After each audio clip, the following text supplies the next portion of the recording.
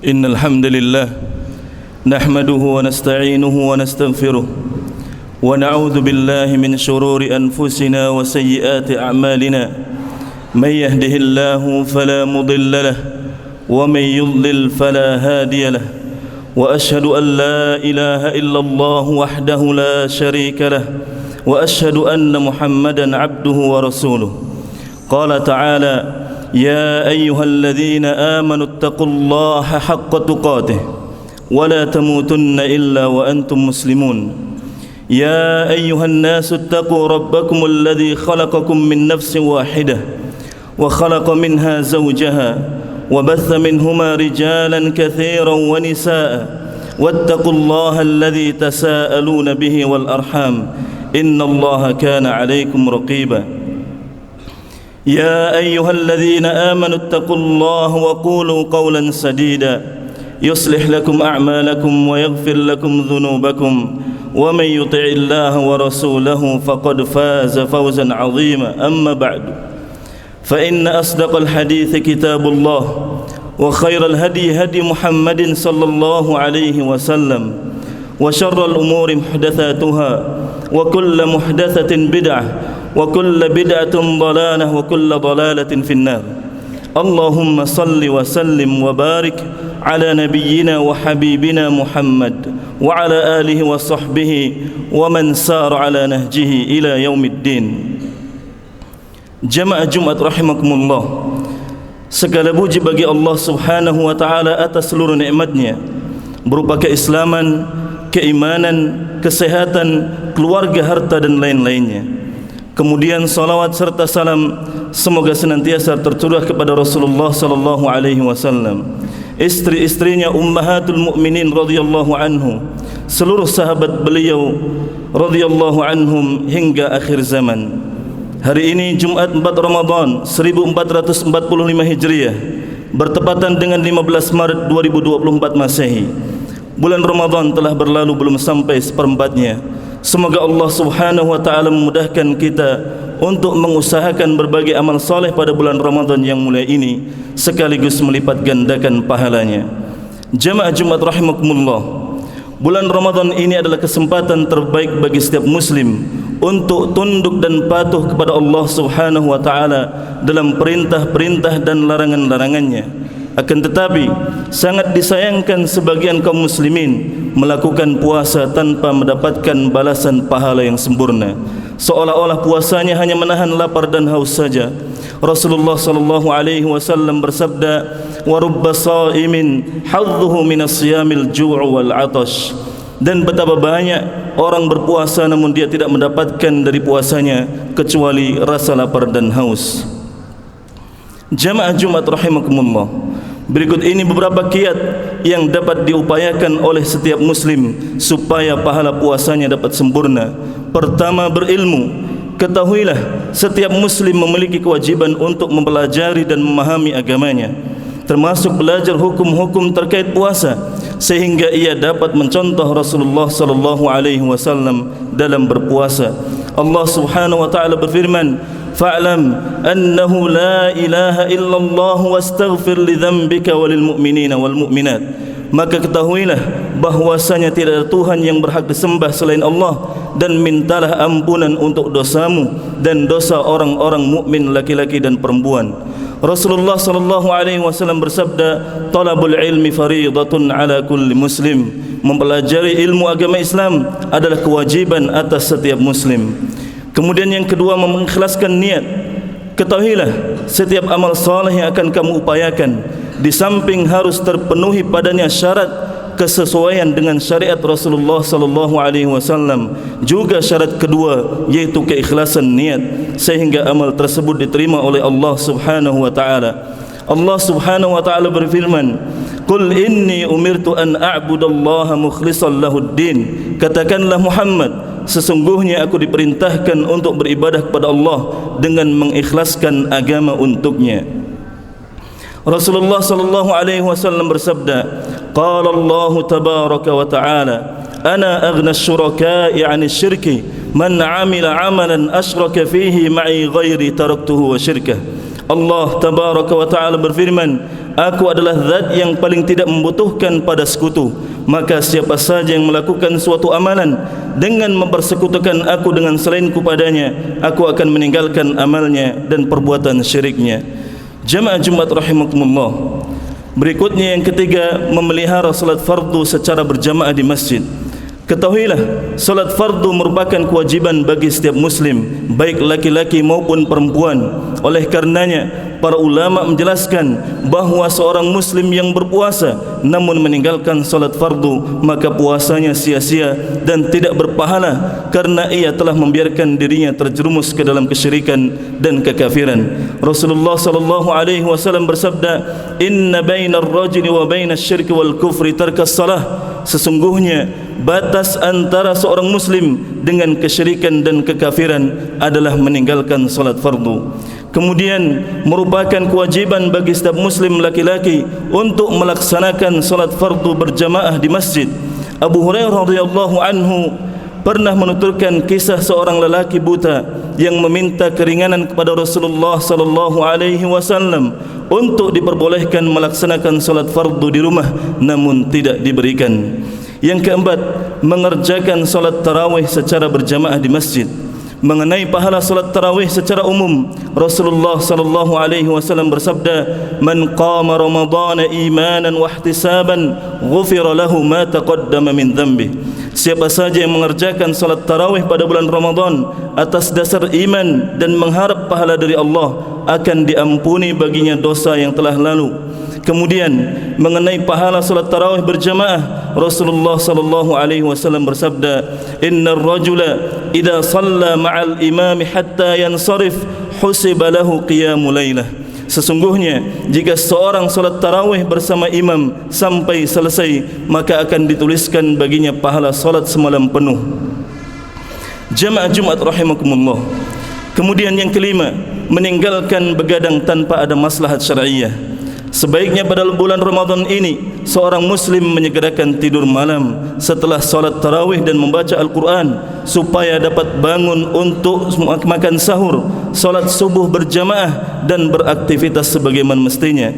Abu Barzah radhiyallahu anhu menuturkan, anna Rasulullah sallallahu alaihi wasallam kana yakrahu an-nauma qabla al-isya'i wal haditha ba'daha, bahwa Rasulullah sallallahu alaihi wasallam membenci tidur sebelum isya dan berbincang setelahnya. Syekh Ibn Utsaimin rahimahullah mengatakan, jika seseorang melakukan begadang, maka sungguh dia tidak memberikan hak tidur malam yang cukup untuk dirinya, sehingga tidak dapat bangun untuk salat subuh melainkan dalam keadaan malas dan lelah. Kemudian dia akan tidur di pagi hari sehingga terhalang dari banyak maslahat ukhrawi dan duniawi. Kemudian yang keenam, menyegerakan berbuka dan mengakhirkan sahur. Ini merupakan satu di antara banyak sunnah Rasulullah sallallahu alaihi wasallam dalam puasa. Rasulullah sallallahu alaihi wasallam bersabda, "Ajjalul iftar wa akhirus suhur." Segerakanlah berbuka dan akhirkanlah sahur. Rasulullah sallallahu alaihi wasallam juga bersabda, "Thalathun min akhlaqin nubuwah, ta'jilul iftar wa ta'khirus suhur wa wad'ul yamini 'ala ash-shimali fi shalah." Tiga perkara termasuk dari akhlak kenabian adalah menyegerakan berbuka, mengakhirkan sahur, dan meletakkan telapak tangan kanan di atas telapak tangan kiri dalam salat. Jamaah Jumat rahimakumullah. Kemudian berikutnya yang ketujuh, fokus untuk memperbanyak dan memperbaiki ibadah. Di antaranya adalah dengan membaca Al-Quran dan bersedekah sebagaimana yang dilakukan oleh Rasulullah sallallahu alaihi wasallam. Diceritakan oleh Ibnu Abbas radhiyallahu anhu, kana Rasulullah sallallahu alaihi wasallam ajwadan nas wa kana ajwada ma yakunu fi Ramadan hina yalqahu Jibril wa kana yalqahu fi kulli lailatin min Ramadan fayudarisuhu Al-Quran. Fala Rasulullah sallallahu alaihi wasallam ajwadu bil khairi minar rihil mursalah. Dahulu Rasulullah sallallahu alaihi wasallam adalah orang yang paling banyak berderma, dan pada bulan Ramadan beliau lebih paling banyak berderma, yaitu ketika Jibril mendatanginya setiap malam pada bulan Ramadan untuk mengajarinya Al-Quran. Maka sungguh Rasulullah sallallahu alaihi wasallam adalah orang yang lebih derma dibandingkan angin yang bertiup. Imam Ibn Al-Qayyim rahimahullah mengatakan, Dahulu Nabi SAW adalah orang yang paling banyak berderma, dan pada bulan Ramadan beliau lebih paling banyak berderma. Pada bulan itu beliau SAW memperbanyak sedekah, berbuat kebaikan, membaca Al-Quran, salat, zikir dan i'tikaf. Kemudian berikutnya yang ke-8, meninggalkan perkataan dan perbuatan dusta.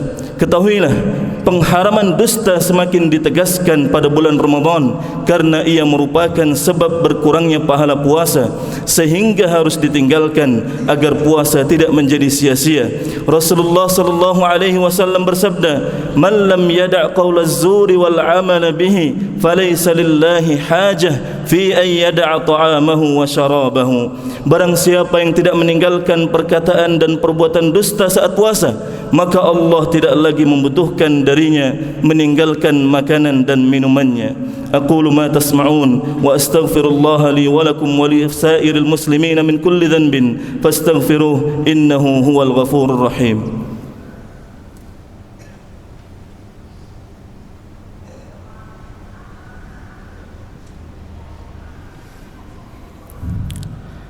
Alhamdulillah hamdan katsiran tayyiban mubarakan fihi kama yuhibbu rabbuna wa yarda, wa ashhadu an la ilaha illallah wahdahu la sharika lah, wa ashhadu anna Muhammadan abduhu wa rasuluh. Amma ba'du, qala ta'ala wa tazawwadu fa inna khayra az-zadi at-taqwa wattaquni ya ulil albab. Allahumma salli wa sallim wa barik ala Muhammad wa ala alihi wa sahbihi ajma'in. Jamaah Jumat rahimakumullah. Kemudian yang ke-9, meninggalkan ucapan batil dan kotor. Ingatlah, mengucapkan kata-kata yang batil dan kotor dapat membuat pahala puasa seseorang berkurang, sehingga harus benar-benar ditinggalkan. Rasulullah sallallahu alaihi wasallam bersabda, "Laisa as-siyamu minal akli wasyurbi, innamas siyamu minal lagwi warrafath, fa in sabbaka ahadun aw jahula 'alaika faltaqul inni sha'im inni sha'im." Hakikat puasa bukan hanya menahan makan dan minum, akan tetapi hakikat puasa adalah menahan diri dari perkataan batil dan kotor. Apabila ada seseorang yang mencelamu atau berbuat usil padamu, katakanlah padanya, aku sedang puasa, aku sedang puasa. Kemudian berikutnya yang ke-10, meninggalkan kemaksiatan. Ingatlah bahawa hakikat puasa bukan sekadar menahan lapar dan haus saja, namun jauh lebih dari itu. Seseorang yang berpuasa juga harus menahan nafsunya dari segala perbuatan yang haram. Perhatikanlah dengan baik nasihat Jabir bin Abdullah radhiyallahu anhu, "Idza sumta falyasum sam'uka wa basaruka wa lisanuka 'anil kadhibi wal ma'tham wa da'adhal khadim wal yakun 'alayka waqarun wa sakinatun yawma sawmik wa la taj'al yawma fitrika wa yawma sawmika sawa." Jika kamu berpuasa, maka hendaknya pendengaranmu, penglihatanmu dan lisanmu turut berpuasa dari dusta dan hal-hal haram. Janganlah menyakiti budak atau pembantu. Bersikaplah tenang dan berwibawalah di hari puasamu. Janganlah menjadikan hari puasamu dan hari tidak berpuasamu sama saja. Imam Ibn Rajab rahimahullah mengatakan, ahwanus siyami tarkus syarabi wat ta'am. Tingkatan puasa yang paling rendah adalah sekadar meninggalkan minum dan makan saja. Jamaah Jumat rahimakumullah. Kemudian yang ke-11, berusaha meraih keutamaan Lailatul Qadar. Mengenai pahala salat tarawih saat Lailatul Qadar, Rasulullah sallallahu alaihi wasallam bersabda, "Man yaqum Lailatul Qadri imanan wa ihtisaban, ghufira lahu ma taqaddama min dhanbihi." Siapa saja yang mengerjakan salat tarawih pada saat Lailatul Qadar atas dasar iman dan mengharap pahala dari Allah, akan diampuni baginya dosa yang telah lalu.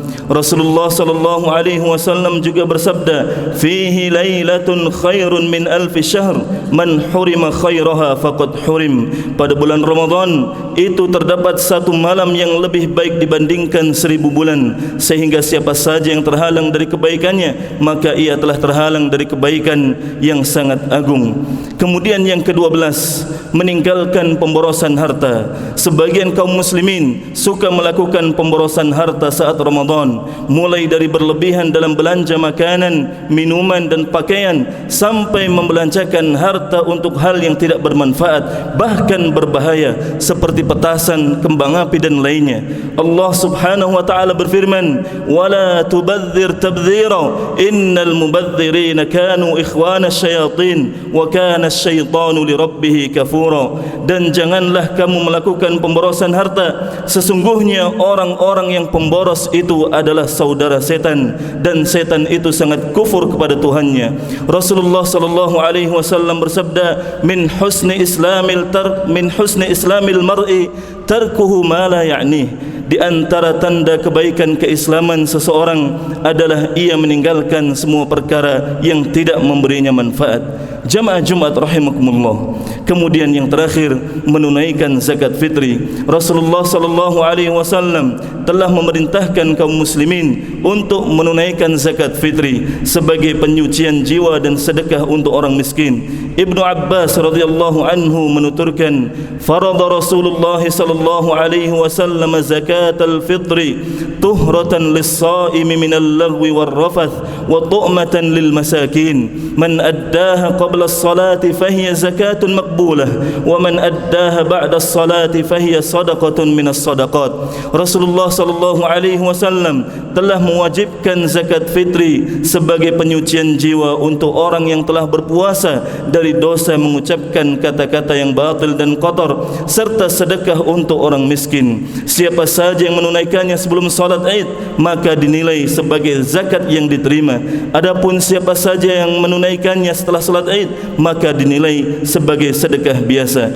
Imam Waqi' bin Al-Jarrah rahimahullah mengatakan, zakat fitri untuk bulan Ramadan bagaikan sujud sahwi untuk salat yang akan menyempurnakan kekurangan ibadah puasa, sebagaimana sujud sahwi akan menyempurnakan kekurangan ibadah salat.